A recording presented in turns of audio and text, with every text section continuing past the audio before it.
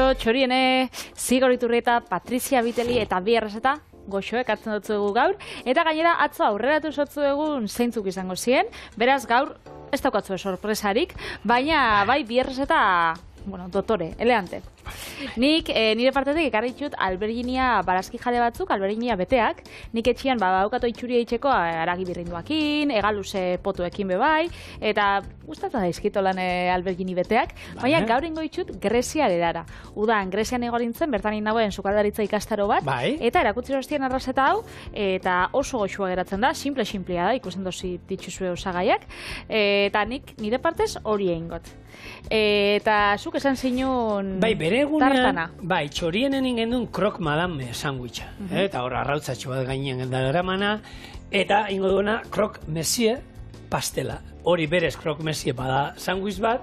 Ba ingo dugu berzio bat pastela. Ostore bat ingo dugu eta kitsch antzeko zerbait aterako da, kitsch bat izango da, eta osagaiak eramango ditu krok mesieko sandwicheko osagai berdinak, baina pastelera. Oso ondo. Gaur ikusten duzue erresta originalak ekatzen dutzu egula, beraz hartu kuadernua eta poligrafoa eta apuntau. Argazia eta pantalla. Erresa bada, osagaiak, argazia. Mubia eta aurrera.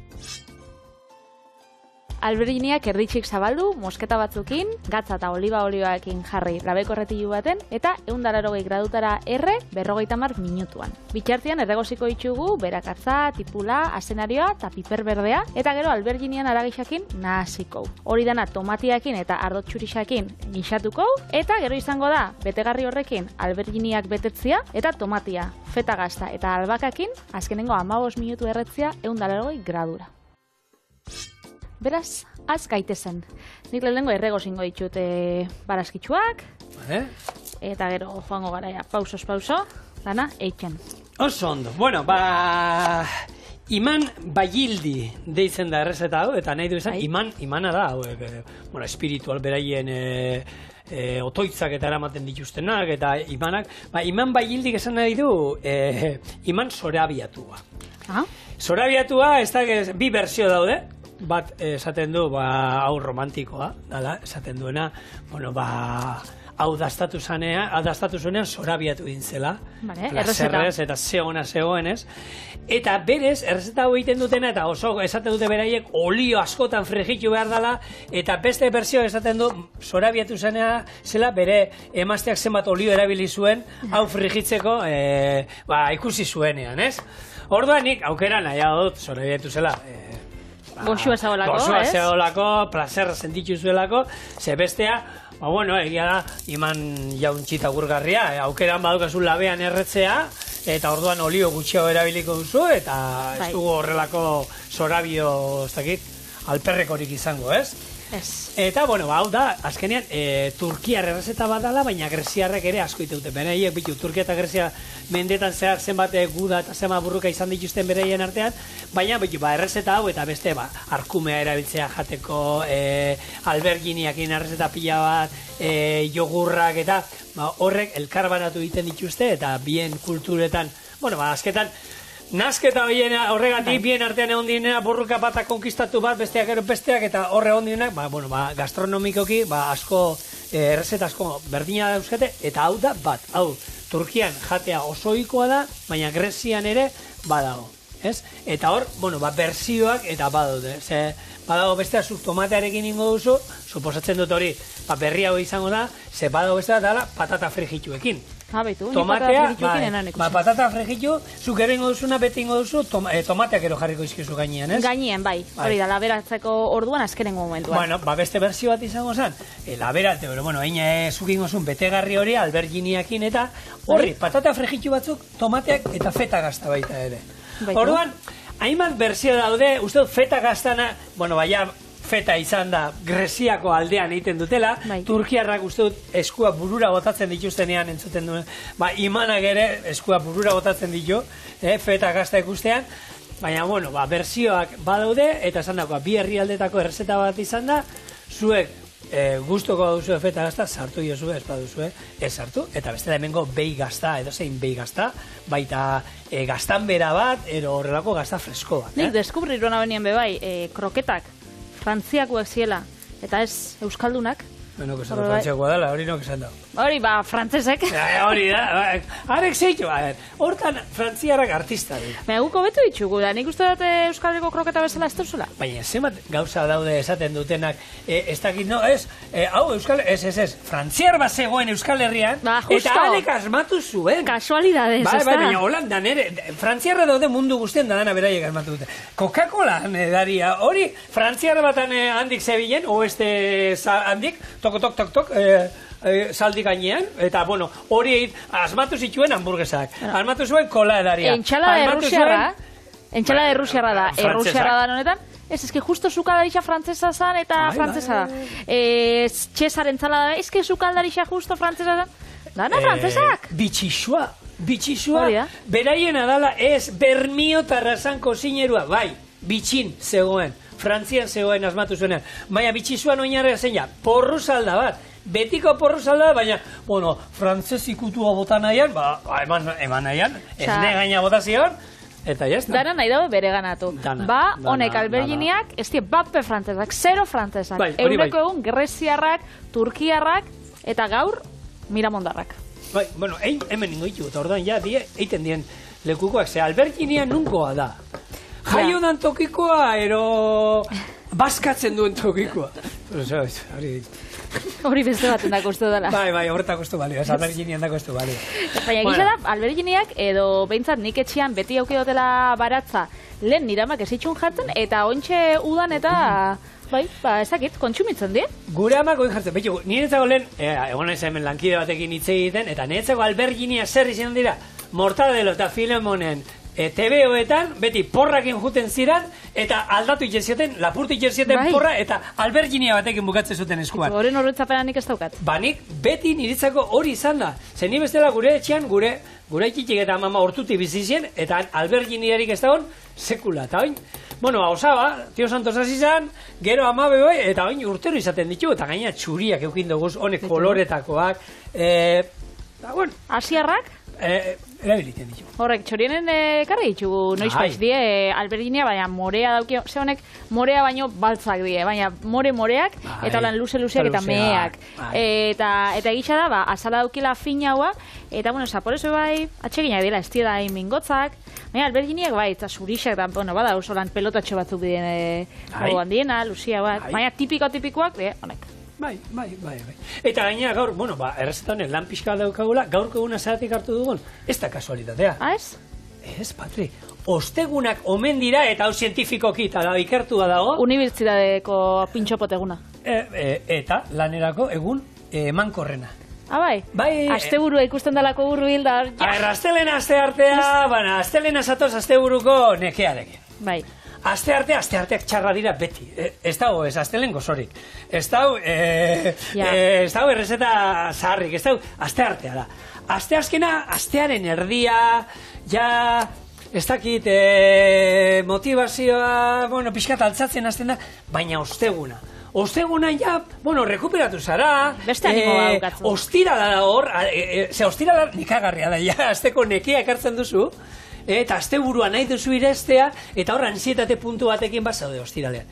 Baina ostegunak, ez, eta antza, holan ikertuta dago, eta jendea emankorra gomen dala ostegunetan, eta baita, horako denda, online dendak eta, saltzeko eta, baita, egun hobea da, jatetxeetan eta eskaintza bereziak eta iteko, osteguna omen da, ez dakitzegatik jentea emankorrago dago, zentzu guztietan, poltsikoan eskua sartzeko eta gastatzeko garaian ere bai. Nik online dendatan eta entzun dut asko dara domeka atzaldetan. Domeka atzaldetan etxien zauz, astelena dalak urrengo egunean, etxien zauz dana itxitxa dau, sartzen za interneten da asko jendeak esatzen da domeka atzaldetan. Ni tripako minakin abia lanean. Bai, berakoak izan komunera gehiago juteza eta komunera zerekin juteza. Telefonoakin. Eta telefonoak ze ekartzen du. Hor zaude puntu baten holan agobia duta zaudela eta bakizu, erosteak sortzen dizuela holako. Bai, adikzio puntu txoa. Adikzio puntua. Eta karo, pentsau, egunean, 6 aldiz juten mazak komunean, zelako gastu egin aldozun. Hau nire ikerketa nire buruari aplikatu diote. Agian beste norbaiti berdina gertatzen zaio. Nik esango txuzi hor. Txartelak egiten du keia botatzen duan. Nik esango dut, aurdunaldi xakin asko joaten esagako muna txixa itxin dut, 5 minuturo. Telefonoa behun. Eta telefonoa bari joten ez gainera, eskerrak. segundutxo bat irauten dotor, beraz... Neri ez gara hori pasatzen. Ni larri baina aurki esan diati, ja prostata kontuak eta hasiko zaizkidala, eta pixa gero eta gehiagin barko dala, baina eskara hori ez dakite, manejatzen, telefonoa eta beste haulan bia batera hori ez to jakin, honekan ez to kontrolatzen, ninaz, eserri da hor bai. Jarri, ikasikoz. Espero tezetz. Bueno, hori esan da, hau, ostegunena eta egia da, eta bueno, ez da kasualitatea danero, baina pintxopotea ostegunean dago. Eta hor, kuadrian izan da, pintxopotea, liatzeko danean, ero txintxopotea. Txintxopotea badao, txintxopotea da, idazten zuena motila, nik gaur trago bat eta etxera. Ze bihar, goizeko zazpiretan biera badokat. Orduan hor jantzen da, ni pintxopoteaz, nik gaur txintxopotea. Eta gero ostiraletan, anabadinon dau, txutxepotea. Umiekin atarateko. Umiak, aukera daukie, gure etxean ostiraletan bakarrik, kuadrian, ostiraletan aukera daukate, honeko sokiak eta erosteko, 2 euro, eta bere juten dira dendara, eta han, egia da, dago, ordu bat, bosterdietan, han, den bakarra dago, hori holan litxarreriak eta abadinan bakarra dago, estankuan, gainan estankoa, eta egoten da, kola bat, baina gaia umiak, karo, juten dian diruarekin, eta honekin, claro, joten diak, gauza pila batekin, eta estankokoa betikoa, hau ezin da, eta han kalkuloak egiten, ez dakit, 15-20 umean, eta, Horan ikasten di matematikak. Zorionez erretzaia, pazientzia galtzen dute, junete dide, eta ez dute erretzen. Ondo, etortzen zaia. Baina, holan ikasten di matematikak, igual klasian baino gehiago. Bakotzan dirua kontrolatzen da, euro batekin da zenbat paketea dut erosi da, zenbat gominola da, zenbat txupatxuz da, zenbat olako, ez da? Bai. Horan ibiltzen dira, guk eitzen dugu pintxopote klasikoa, ostegunetakoa. Eta egisa da, hori, behintzat lehen arrasaten izaten zen auzuan arabera. Ze ostegunetan izaten zen erdigunean, baina gero ostiraletan izaten zen Santa Maina auzuan, eta asteartetan San Andresen, orduan, da moldatzen zen auzotan. Talan taberna guztietara eta giroa. Pintxopote ibiltaria, aztien zian. Eta basoen jendiak itxen zitxula, azteko egun osuak isa, Asteartetan, joan mira San Andresera, asteazkenetan ez dakin ora, ostegunetan ona, barikutan, zapatutan domeketan, berruta. Bat ondat ezagutzen dut olan, baina Durangora pasata, norbait olako bat badago gure inguruan, gure kuadrea. Egisa da, niri, bakit, kontrakoa dela mundu osuana, eta bakit, arraro xamarra nazela, baina nik astelenak ditut maite. Zera holan, ez dakit. A ber, niretzako lehen, osteleritzan, ni beti jai hartu ditu. Jai zaukotzulako, nik jai dakotelako ez. Igande arratzaldeak eta astelena. Orduan etzako astelena zen, egun, zoragarria. Ni gustatzen gat, eta gustatzen gat urte hasierak, urtarriak bat, gustatzen gat iraia, gustatzen gat astelena, gustatzen gat, ez dakit, astia berriz, horrek epia gustatzen gat. Aurten, 2025an, izan da, iraiak bat astelena. Eta horrek niretzako aukida olako xarma bat, berezisa, benetan, bai? Danetarik egon mira. Zer gutxirekin konformatzen da jende, eta hori, ez, benetan, oso garrantzitsua, bizi gara, sasoi batean beti zerbait egiten egon behar dala, beti dana motivazioa, tope, ez dakit, izan behar gara superproduktiboak, ez, ikasi behar dugu, ezer ez egiten baita ere. Eta zoriontzu izaten gauza txikiekin. Eta aspertzen zigor. Baina jenteak ez daki, ni aurrena, onartzen dut, baina ze garrantzitsua dan, bitu, hartu, eta zerrin behar duz hartzalean, ez dut zerrin behar. Hori zerbait egitea bada, erabatera atzeden hartzen ari zara. Ni egia da, bitu, baskaldo eta gero, beti, 15-20 minutu netxian bakite, sakratu da lanpun, eseri, eta ez da zetan lokartu behar, Ez? Ez, eno izetan lokartu. Ez da, siesta egon bide hor medio? Ez, etzanean, igual umeak ikusten dabe telebiztero, nire tokia bakite zeinan, alfombra lurrian, txakurran tokia, alfombran gustora goten ez. Alfombran jarritxa? Ni lurrian etzan da oso zoriontzunek. Ni etxian, nire gurasoen etxian... Bizkarra zelan daukotzume? Oso ondo. Lehen txikitan guk etxian genukan moketa.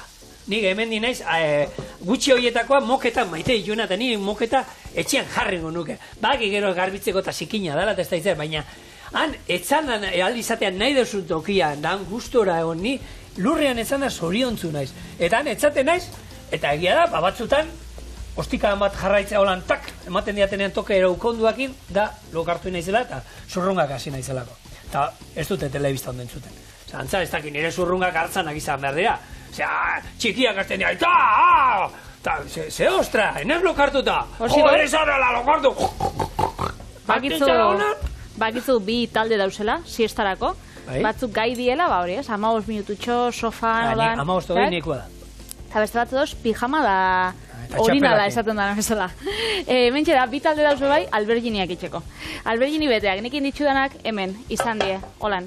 Erditxik moztu, zati batzukein, eta hemen txekatza eta oliba. Beste batzuk bai edo, beste aukera bat bada, holan, osua sartzea, oliba oliorik da gatzik gabe, denbora apurtxo bat geixau, eta gero, zulotxo batzuk bai egin, bestela igual, ditxen da, sala da apurtzen da, eta gero hori ja bai zabaldu, behin epel edo hotz dagoenien, eta egin, baina errezeta honetarako, hobe da, hola xeitxia. Grezian esan zizuta.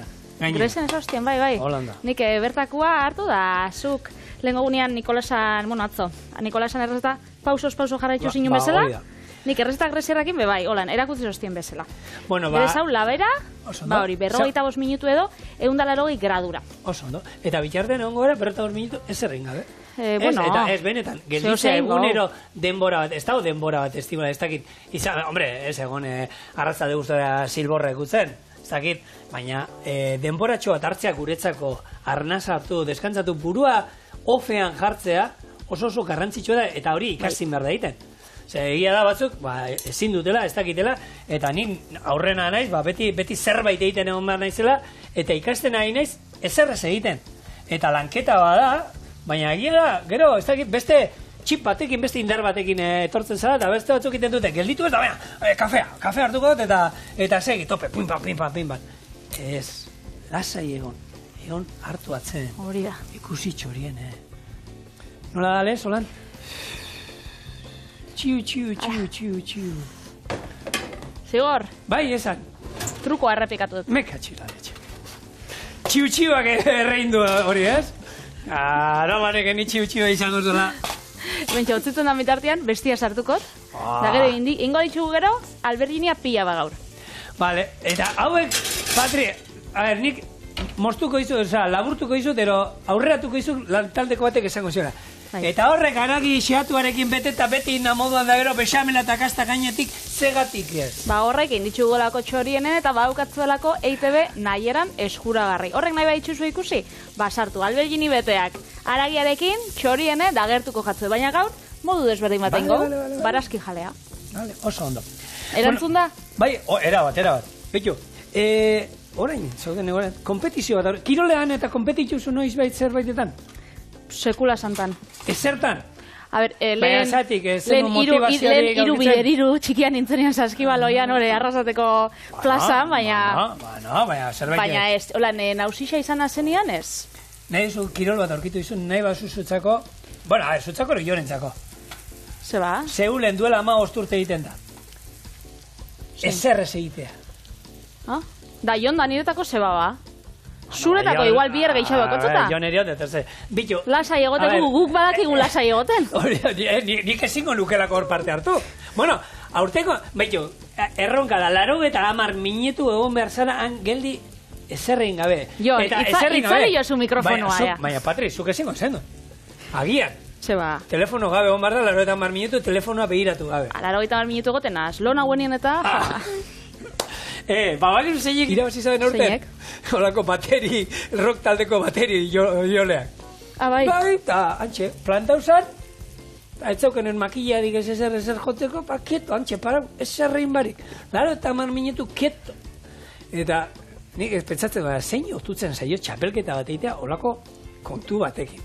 Txapelketa gaur egun... Aspertu iten da etxean. Darantzako dauz, ez? Bai, baina ez dakit, ikusten dira munduan ziarrez, munduko errekorra musulu zena. Eta orduan zure bikotearen muturra jarritu lan.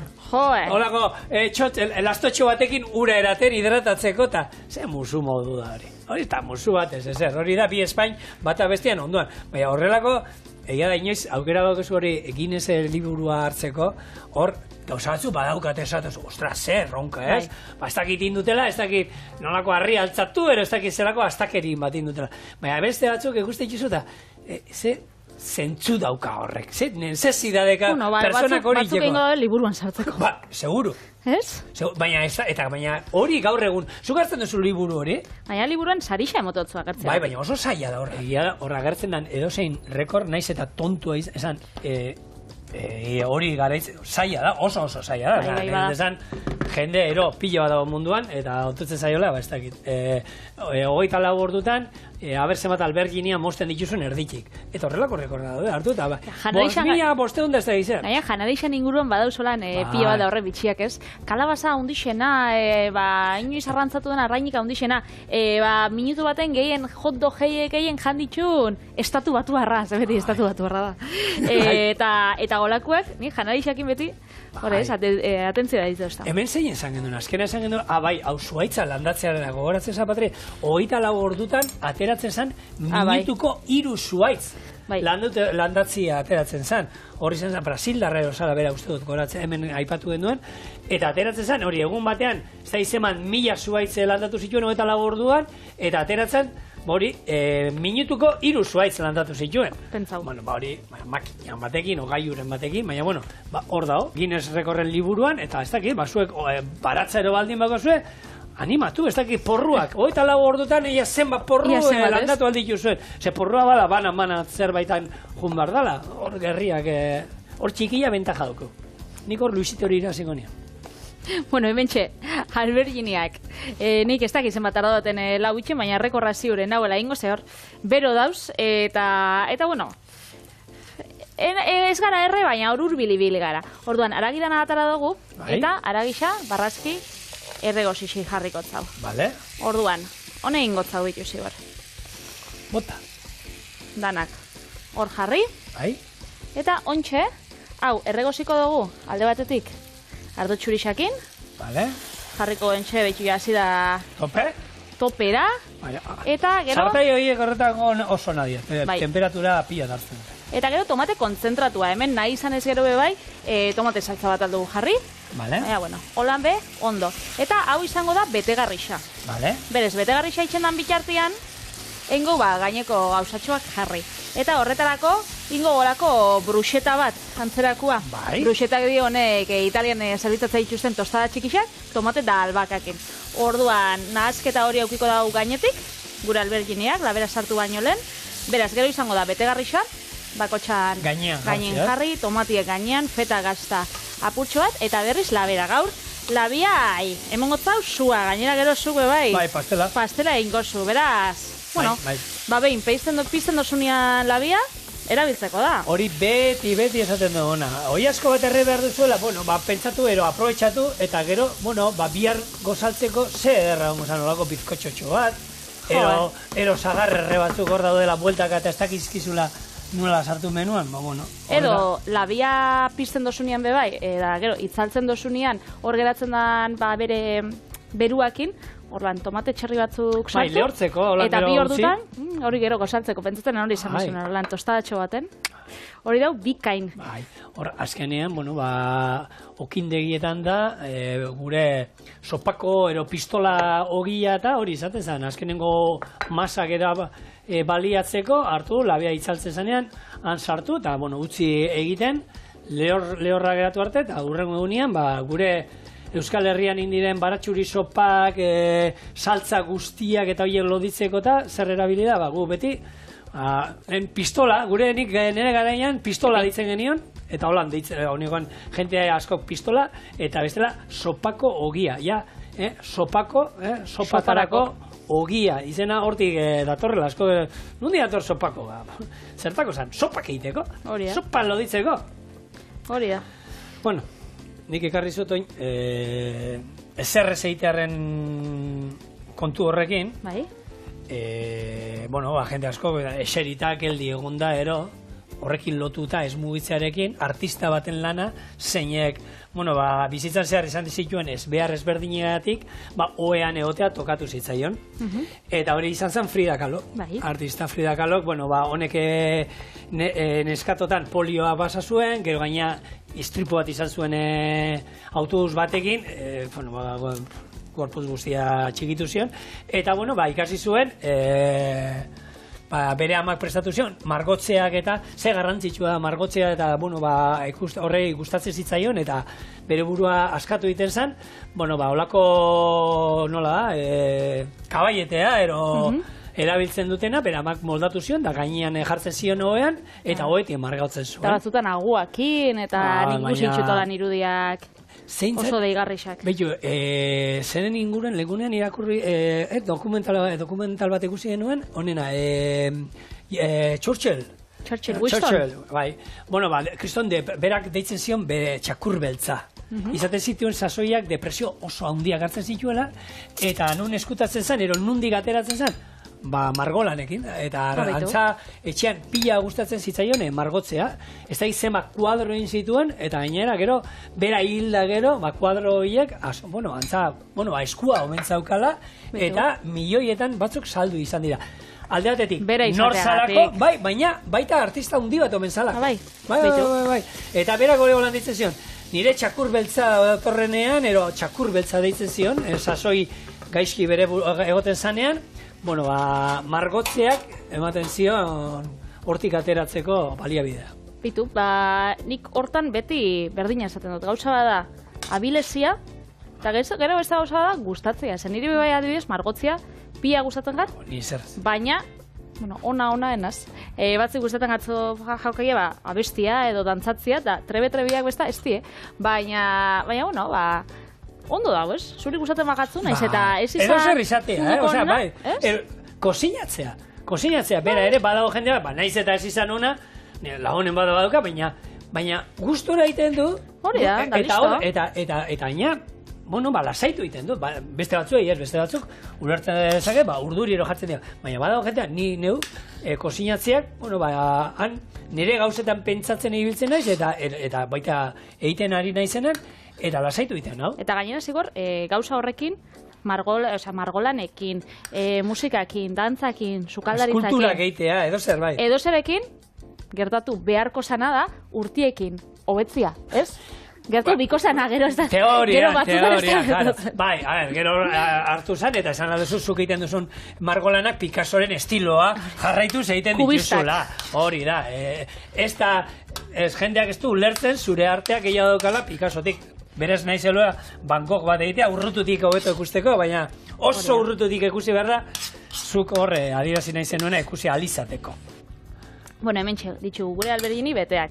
Gero, betegarri hau, aprobetxoko, holan jateko, edo arrozakin, edo zerbitzatzeko. Orduan, hemen jarriko itxugu. Alde batetik, holan. Tomatiak. Hor, albaka bota diozu, ez? Hori da, tomate eta albaka hauka. Eta, ontxe botako tzaue bai, feta gazta, eskuekin bertan, mamurtua. Hau, holan gainetik. Hau jango da, 15 minutu, 180 gradura, eta segitxuen etorriko gara, bakitzu labia ontsa daukagula okupauta, lehen sartu ditugun Alberginiekin, baina segitxuen ateratzen dienean, hau sartuko dugu, da ikusiko zuen, zelako onak eratzen dien. Bueno. Hemen txeitxugu, gure Alberginiak, eta izena zan, oliba-olio zoramenagatik, ez? Apurtxo bat jarriko zau, distira emoteko, eta oliba-oliako lan gordinik emotetzen saporiagako, bai. Beraz, prest? Egon nahi zaiteko Jordi Rokak egiten lurrera botatzen, ni min hartuko eta hori enaz botako. Ezak izan da? Jordi Roka. Ezak izan da bidixo hori edo... Beti, berak egiten dituenean postre batero dastatzen du, eta da, hola, ikusten dago, eta beti, poun! Eta ja, azkena ikusten dana da, bideon hanka bat hola, nantzatzen. Hori, gaur ezein. Bixar, bale? Albergini beteak Greziarera. Hori bixar, barikua dala, eta bixar ja... Txarto jartzen bazara, azte burua errekuperatzeko gikozu. Utzi, biharko neiko lan, aurreratu gero nahi zuen, bihar dilista dauzkago. Dilistakin... zein alda. Mila gauza. Mila gauza? Dilista boloñesa bat barazki jalintzako. Dilistak betiko erara sobrasa dakin. Entzalada bat, humusa. Patri. Mila gauza. Lehen errezetan, hau oso nago, benetan, Lehen errezetan saiatzen gara, eskatzen digunak eitera berdina. Eta hemen, eskatzen digutena da, bere amonan, dilistak egiteko. Bixarkuak ez titxugun aurreratu, honekin geratu gaitxezen, oso goxua dauela. Esan dut. Eta bigarren errezeta gainera ontxe be, baukau ez? Pastela. bai. Croque Monsieur.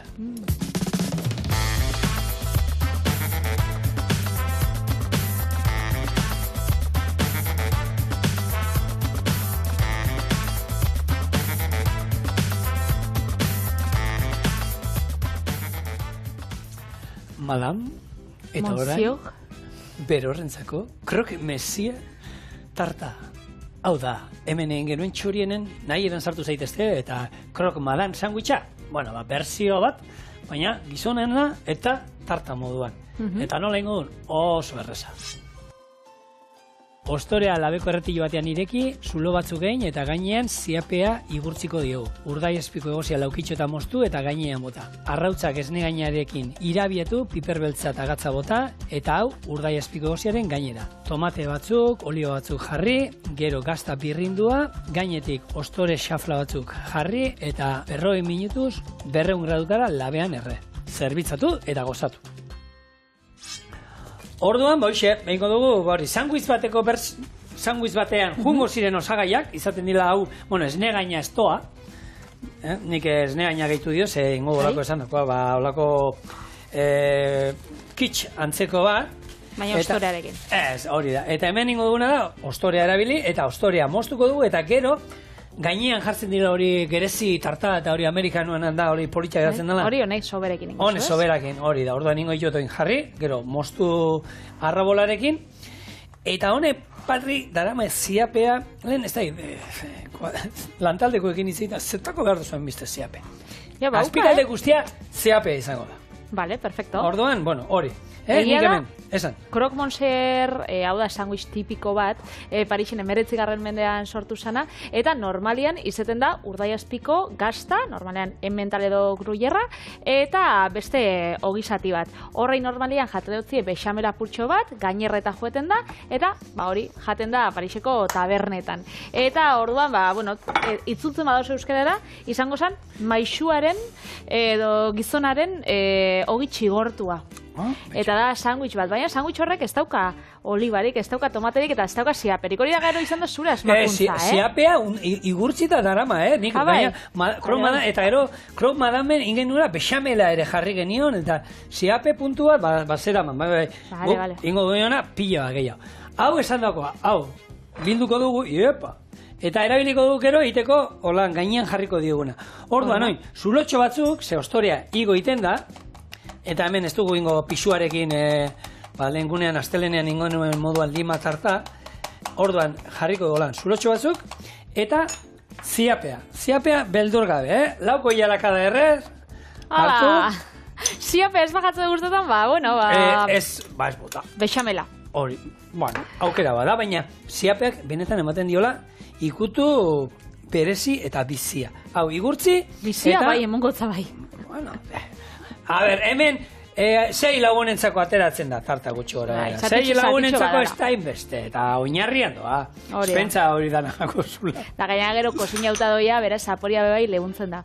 Dauz, Croque Monsieur eta Croque Madame, hemen txorienen enjakua. Eta orduan, Croque Madame da emakumearen sandwicha edo ogitxigorkia. Eta hori izango zen, bertsio dotoreagoa, ze bexamelan gainean doia, arrautza frijitu bat. Guka hemen gaina galeperran jarri genien olako txikitxo bat, bexamel bazeraman, da olako gruyerrak urtuta, eta egizan oso goxua zegoen, eta hau, 1910 inguruan oran Pariseko taberna danetan zeuden, bi bertsioak. Holan, sandwichenak egia da, dala janari askar bat, eta pikote horako asko eramaten dana.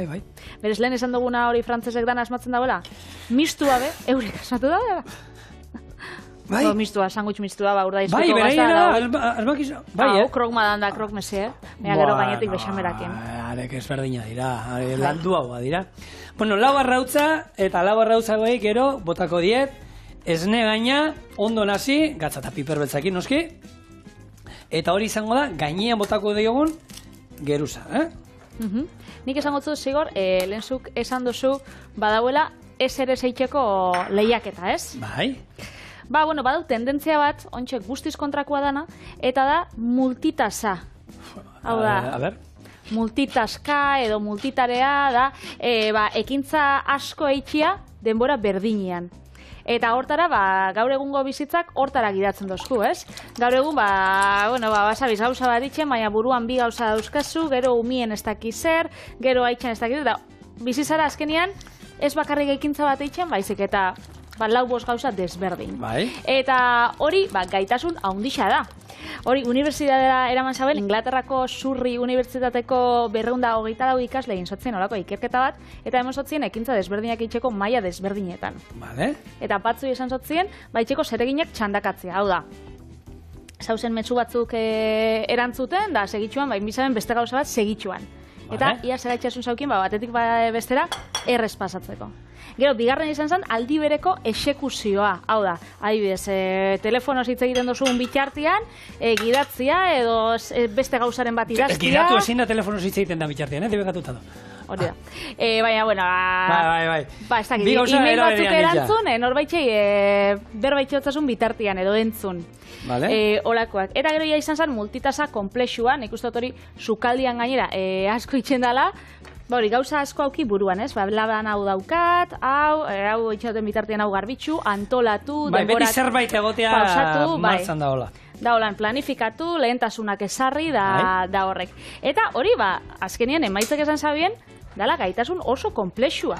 Ze ez da bakarrik, batetan ona izan bizarela, baizik eta hori organizatzen. Baina gero, ez omen da hainona epe luzera edo etorkizunera. Ze horrek, asko erretzen zaitxulako. Ze azkenean, gaur egun oso itxuta da, gauza desberdinak eitxera, eta ez ginen haino itxuta egon behar. Adibidez, adimen artifizialakin, nire lagunanak eitzen daulan enpresa baten, eta behartzen dutzi adimen artifiziala erabiltzera, enpresakuek bakixe, azkarra egingo dauela, eta lehen, 8 ordutan itxen zabena, 4 ordutan aldauela egin, eta holan beste 4 orduak, alditxu bat proetxo beste gauza baten orduan da, hori etengabe lan eitxia, eta gauza desberdinak, da holan ibiltzia. Orduan horrek eramaten zaitxu erritmo batera, ez dala osasuntxua, ez da batera. Orduan, eta gero pasatzea holan, ez, gero etxera heltzen zarela, da bihetxuzu, holan, ez eitxia, edo ezebetan pentsatzea, da holakoak. Orduan, ez dakit, askoz osasuntxua bentsat izango zala, bizitza lasai hartzia. Eta ez da, betxu, oin itxen dut pila gauza eta ontxe multitasa hau eitxen dut, eta gero ez dut eze behitxen, baizik eta, bizitza filosofia sartzea eta produktiboa baina lasaitxasuna, bai. Eta hor ze garantzitsua, lehen alde batetik ez, antolatzen jakitia. Antolatzen jakitia, ez da egite, garbigailua egiten da bilan bitartea, aprotxatu ez da izerritxeko, eta, eguna aldan gehien baliatzeko. Hemen ikusi duzu, urdai azpiko gozia bota diot, gero indut arrautzak esne gainarekin, gatza eta piperbeltzarekin irabiatu ditut, tomate batzuk hasieran. Izkinan geratu batzunak. Horre zuretzako di, horre nahi da utzi ditut, horre zuretzako. Beste tomate batzuk jarriko izkiogu, oliba beltz batzuk ere sartuko dizkiogu. Eta gero esan dakoa, hemen falta zaiguna da bakarrik, hau lusatuko dugu, eta ingo duguna da, aterako ditugolako serra luze batzuk, eta gero gainean plak, holan gurutzatu eta jarriko ditugu, poli-polit, eta horrek bai margotuko ditugu arrautza irabiatu daukat hemen, eta arrautzarekin, gehien bat olako urreko lore polit bat izateko, Arrautzak hori bakarrik ematen dio, ez dio ezer gehiago emango arrautzak, Eta hori dena planifikazioak eta sukaldaritzan eramaten duzun antolakuntza, hori dena nik uste dut, esperientziak erakusten dutzula, zigor? Zieran, igual, ingozu, ez dakit, labia piztu binauen, ez dakit, baina gero ja, urteak pasara, konsiente zara eta modu eraginkorrean itxen dozu. Eta horrek asko balixo dago didez, gaur egun badau tendentzia bat olan jendeak domekak ere aprobetxatzea ditxula, edo, azteko egun bat, azteko janari dana itxeko, edo antolatzeko. Eta orduan multitasa hori sukaldera pasatzen da. Eta aldi berian dauzkazu, bi gixatu, zehotzian itxen, guakamole bat edo entzalada bat olan tomatiak mosten, labia bai piztuta, eta bitxartian basauz, beste gauza baten pentsatzen. Eta hortan ez, multitasa da, garrantzitsua da. Da hor, galdetzen dozunean, jendiak zezailtasun dauzkan, olako antolakuntzak eta eramateko, asko izaten die, ideia falta edo inspirazioa, baina beste portzentai haundia izaten da, zelan antolatu bero sukaldean. Antolatzea danetarako da oso garrantzi. Gu, hostelerizan, badau, zangai bat, planifikazioa, eta hor, ematen zio, behitu, gaur lana dira, hau, eta behin behar dituzue, marmitako bat, ez da izan, hau, eta hau. nundik hasiko zara, zer jarriko duzu lehengo martxan, hor pentsatu behar duzu, zer denbora gehiago behar duen, zer behar duzun lehenago, lehenengo eta behin, saldakero behar dituzu beti. Eta horrelako, azterketa hortiz joan, pixkat zan, jakitea, nola antolatuko zinen menu baten aurrean, ero errezeta baten aurrean, eta guri errezeta pasatzen zizkidutenean, zenbakia jartzen genizkion, 1, 2, 3, eta hor, gero maizuek ikuste zuen, nola antolatu zinen, da bera ez, hemen lehenengo hasi beharko zinen, hobeto hemendik, ze gero beharko duzu beste hau egin daukitea, eta horri, garrantzi handia ematen zitzaion. Hemen ikusi duzu, irin pixka bat, hartuko ditu horrelako xerra batzu, behar ditut, 6. Emozionatu naiz, eta oin, ateratzen zizkian. Ondo. Vale, orduan, hartu, hemen, hartu, eta hemen zapaldu ingo du, eta pixkat itxatzi ingo du. 3 jarriko izkigu alde batera, eta 3 bestera, epa. Eta gero gurutzatuta, eta hauek, labea 200 gradutan. Ostorean normalean, 201 gradutan behar izaten da, eta margotu ingo du, epa. Eta labera doa, ikuste duzu, oso polita geratzen den zerbait da, erreza egiten, eta, gu betegarri haue bota izkiogu. Zuek nahi duzuena, hemen kits bat izango bazan, klasikoak izango ziren, irugiarra, porrua erregozita irugiarrarekin, eta gero gaztarekin. Honi zigorrek, ditu etzalako, krokmese pastela, baina zuek, marmitako pastela, da egaluzia, da piperra jarri, da pasata. Patrikora torreza. Edo, probatu. Hori da, porru salda pastela. Bai, eta gero idatzi guri, zer moduz atea zaizuen.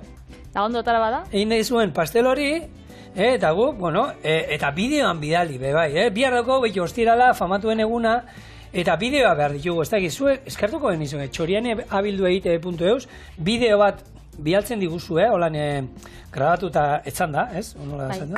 Holan, horizontalki. Hori da. Eta guk hemen jarriko du, eta bakizu eskaera nahi duzuena, marmitakoa, zuen etxeko kroketan antzekoa egiten dizuela ez dakin nola, nahi duzuena eskatu. Hau, labera... Bai? Honek, 40 minutu, Patri, 40 minutu bitartean, 200 gradutara. Eta horrekin, hori izan da gero, emaitza? Hauxe. Holaxe. Da hau, otzian, epelian edo zela janbia da? Nahi duzu moduan. Vale. Nahi duzu moduan, Patri. Hau?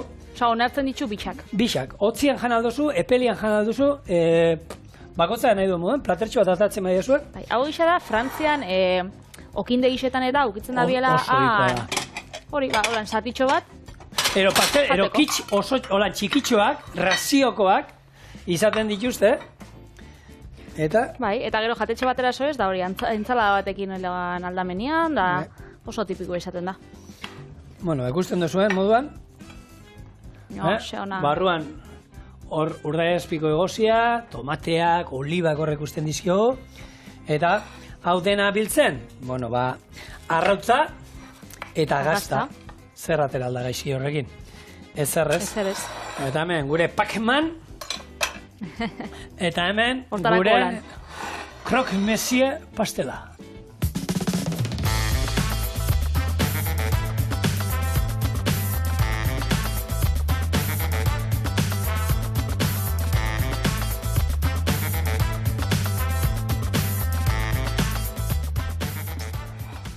Hori da, hori... Mamua jaten. Mamuak ziren, ez? Mamuak ziren, ez? Bai. Hau ingo... Erditek moztu eta raziokoak. Ero bestela, medio zulenak, koskein hau duzu. Bai, ala. Niko nien mango dio. Ala ba. Hombre, hau raziokoa da. Hola, oitarteko bat izango zango, hola, heldu erda. Da, egitxe da. Ziapea jarri hotzagula, baina gero oso fina geratzen dela, Osa, ez daukala holan ziape zapuria, dauko ikutua eta oso ona. Oin etorri zaitu, baina esan duzulako, bestela nintzen goratzen ziape jarri du, deruza guztia. Egunok, osteguna, asteko egun emankorrena, pasa zaigu, eta bihar ostira da, asteko azkena eguna, eta, tano maite dugula. Eta lehen zigorrak aurreratu dau, baina dilista kontuekin gatoz. Beraz, beti bezala itxen baitxuzue, Bixar Bierrezta original. Hemen txorienen. Ondo izan, abiar arte. Agur.